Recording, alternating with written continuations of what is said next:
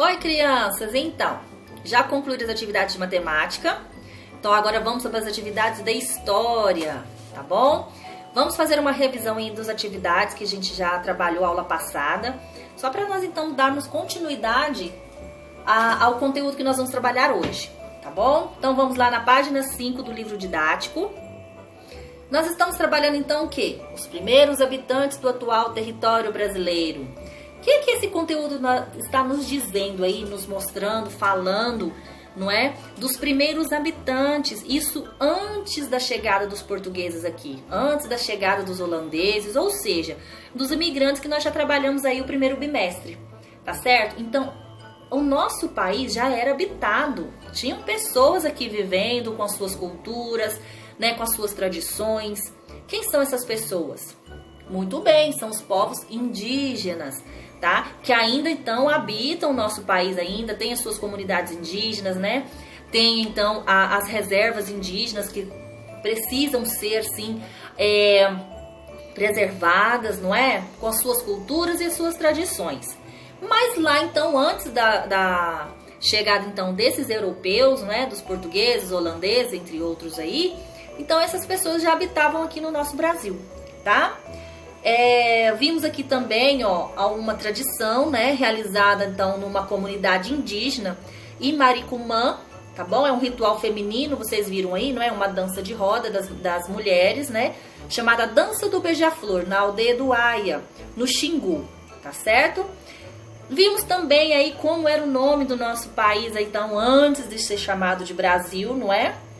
Estudiosos de línguas indígenas afirmam, então, antes da chegada dos portugueses, algumas etnias indígenas falavam tupi e chamavam as terras onde viviam de Pindorama, que significa terra das palmeiras, tá? Então, o nome do Brasil advém, então, do vermelho como brasa, que é provavelmente em razão, então, da madeira da seiva vermelha do pau-brasil, tá? É uma madeira aí que era característica muito conhecida na época da colônia, né? Na época do imperador aí, do rei Dom Pedro, havia muita plantação do pau-brasil, era uma madeira aí muito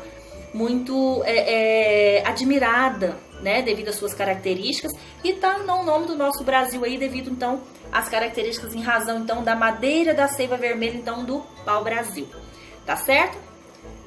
Vamos então seguindo aqui. Vimos também, né, que como que os indígenas se deslocavam de uma região para outra, né? Eles abriam então caminhos por entre as florestas, eles navegavam por entre os rios, não é? Isso para então estar colonizando outros lugares aí das florestas, não é? E com essa colonização, formação então de novas comunidades, foram então a questão de comunicação entre uma comunidade e outra, não é? Isso para ajudar em situações que eles precisavam, e também isso acontecia que geravam conflitos, não é? Então, conforme foram então esse crescimento das comunidades indígenas, né, eles foram separando, tá? E formando então novas comunidades, tá? E os meios que eles usavam então para deslocar de um lugar para outro, eles usavam então as suas canoas de madeira, tá? Essas canoas indígenas, também chamadas então de pirogas, lembram lá que tem um desenho aí para vocês observarem, tá? Então essas canoas é o que ajudava eles a deslocarem de um lugar para outro, navegando então pelos rios, tá? Da região onde eles habitavam, tá certo? Dando continuidade então, aqui nós vimos então a questão do mapa, né? Onde a gente viu aí onde habitam alguns povos indígenas, né? Algumas etnias indígenas, tá? Grande maioria aí habitam na região central aqui do Brasil, tá? Então vocês viram aqui quais são as etnias. Nós temos aí, ó, as mais conhecidas, né, dos grupos indígenas, são as que estão descritas aqui no mapa. Vocês viram, lembram? Que a gente visualizou o mapa, discutiu sobre as etnias que estão, então ainda aí povoando o nosso Brasil, tá certo? Então vamos adiante. Etnias indígenas da região do Xingu. Vimos aqui então, ó, um tipo de etnia da região do Xingu. A região do Xingu é uma reserva indígena que fica no Mato Grosso, no estado do Mato Grosso, tá? Vive então o povo do Cuiucuru, que é organizado em aldeias com cerca de 500 pessoas, tem nesse tipo de etnia indígena, habitando ali então no Xingu, na região do Mato Grosso, tá? Há vestígios então que indicam que a existência de pontes para atravessar rios, campos para plantar mandioca, pés de pequi. Então é uma maneira então da cultura deles, essas construções aí de pontes para eles deslocarem de um lugar para outro, para então exercer a agricultura, tá? Para também a questão da pesca, tá? Tem um espaço reservado então para extração da madeira, coleta de frutos, tá bom? Toda essa etnia aqui ainda habita na região do Xingu, lá no Mato Grosso, tá? São chamadas de povo de Cuiucuru, tá? Organizado então ainda em aldeias com cerca de 500 pessoas ainda habitam esse tipo de aldeia ali ainda, tá certo? Então aqui é uma das etnias indígenas da região do Xingu, tá certo? Ah, vocês lembram também da arqueóloga Dália? Quem que é o arqueólogo? Qual que é a função do arqueólogo? O arqueólogo tem a função de estudar, tá? São responsáveis pela equipe de expedição para poder estudar os sítios arqueológicos, tá? Achados ali que foram deixados por povos antigos, antepassados indígenas que viviam naquela região. O que são esses achados? São o quê? São materiais que eles usavam ali, utensílios, ferramentas, tá bom? Então essa é a função do arqueólogo, de estudar, tá? Os sítios arqueológicos ali e materiais deixados então por antepassados indígenas, tá? Vocês realizaram uma atividade aqui, não é? De colocar então, ajudar a Dália então a estudar os povos indígenas, certo? Então, muito bem. Hoje nós vamos falar um pouquinho sobre o conhecimento e o uso da terra. Hoje é a nossa atividade então de hoje aí, ó, página 10. Hoje nós vamos trabalhar página 10 e página 11. Depois dessa revisão toda que nós fizemos aí, então nós vamos ao conteúdo da aula de hoje. Conhecimento e uso da terra, tá? Indígenas que ocupavam o litoral do Brasil, os Tupi-Guarani, viviam da caça, da pesca e da coleta de frutos, tá? Essa era a tradição deles. Então eles precisavam pescar, precisavam plantar e viviam então da colheita dessas plantações, tá? Para sobreviver. Quais eram então os frutos então aí produzidos por eles? Era coco, pequi, é um exemplo então desses alimentos. Plantavam também a mandioca, né, para fabricação da farinha, tá certo? Os indígenas que viviam em áreas distantes do litoral praticavam agricultura e cultivavam sementes e produtos agrícolas, originários de outros lugares e que não eram naturais dessas terras. Apesar de serem muito comuns na naturalidade, como é no campo do milho, tá certo? Então a produção de milho também, tá? Os povos indígenas também faziam essa agricultura da plantação de milho, tá? Povos indígenas da América Central transformaram lentamente a planta ancestral do milho. Há muitos anos as espigas eram menores e tinham poucos grãos. Aqui vocês podem observar como eram as espigas de milho, tá? Aqui no slide do QR Code, vocês podem observar aí, ó, falando sobre cada espécie de milho, tá? Para vocês observarem aí, com questão de conhecimento de vocês sobre cada milho desse ali, ó. Qual que é cada milho, tá certo? O milho é originado da América Central, onde atualmente se localizava na parte do México. Para os indígenas, tainos, maíz, palavra que se refere ao milho e significa sustento da vida, porque esse vegetal pode servir de alimento para um grande número de pessoas, tá? Então, o milho é então uma tradição aí deles também plantarem, tá certo? Então, vocês observem aí, ó, a questão da mandioca para a produção da farinha. O milho também era uma questão deles trabalharem aí com a produção de milho, porque era o sustento da vida, tá?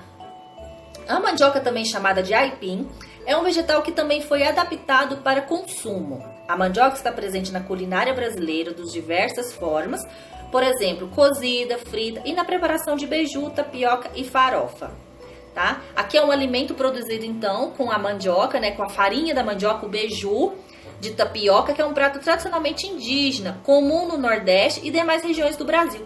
Aqui na nossa região de Roraima, no Norte, também as pessoas consomem muito esse alimento. É uma tradição também o consumo da tapioca aqui, tá? Eu acredito aí que todo mundo já comeu desse alimento, tá? Pra mim que sou mineira, já é diferente, tá? Tapioca não é de tanto assim de consumo lá na minha região de Minas Gerais, tá? Então a tapioca é um alimento consumido mais no norte e no nordeste do Brasil, tá certo? Muito bem. Então a atividade de hoje nós vimos aqui então sobre o conhecimento do uso da terra. Então sabemos aí que as comunidades indígenas utilizam a terra para a produção dos alimentos, né? A plantação de milho, plantação de mandioca, plantação de coco, de pequi, não é? Eles trabalham também com milho porque na tradição deles é o sustento da vida, né? Porque é o vegetal que pode servir de alimento para um grande número de pessoas. Então a gente sabe que as comunidades indígenas aí são com grande quantidade de pessoas, tá? Quero que vocês leiam o QR Code porque fala de cada espécie de milho. Tem o milho da pipoca, tem o milho vermelho, tá? Leiam o QR Code então para vocês verem o que tem de interessante aqui falando sobre cada espécie de milho, tá certo? Falamos também sobre a mandioca, que é um uso tradicional dos indígenas, né? Na plantação de mandioca para a produção de beiju, da farinha, tá? E na fabricação da tapioca, que é um alimento tradicional aí da região norte e nordeste. Tá certo? É o conteúdo hoje de história. As atividades que vocês vão realizar agora, o lápis na mão, somente a atividade da página 11, tá? Ó, somente essa atividade aqui que vocês vão fazer, tá bom? De acordo com o que você estudou sobre povos indígenas, vocês vão analisar cada alternativa dessa daqui e vão marcar verdadeiro ou falso com relação às atividades, tá bom? Na letra B, vocês vão reescrever e tornar verdadeira aquelas que vocês marcaram falsas, tá? Suponhamos que essa última alternativa seja falsa. Vocês vão reescrever então o que torna ela verdadeira, tá bom? Então vocês vão reescrever e tornar verdadeiro o que você marcou como falso, tá bom? Aqui na letra B. Número 2. Retome o mapa da página 4 para responder a questões a seguir. Então vocês vão voltar na página 4, tá bom? Vamos voltar lá na página 4. Vocês vão ler o mapa da página 4 para poder responder aquelas alternativas lá, tá bom? Aqui, ó, o mapa da página 4. Este mapinha aqui, ó. Vocês vão analisar este mapa aqui novamente da página 4 para poder responder as atividades lá a seguir, tá bom? Voltando lá nas atividades.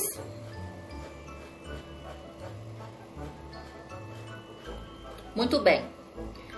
O mapa produzido em 1519 representa todos os povos indígenas que existiam no território naquela época. Justifique sua resposta. O que vocês vão dizer aqui?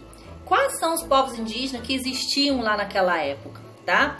O mapa produzido em 1519, ele representa todos esses povos indígenas, tá? Vocês vão justificar então a sua resposta aqui, tá bom? Número 3. Pesquise características de chefes indígenas do passado e da atualidade.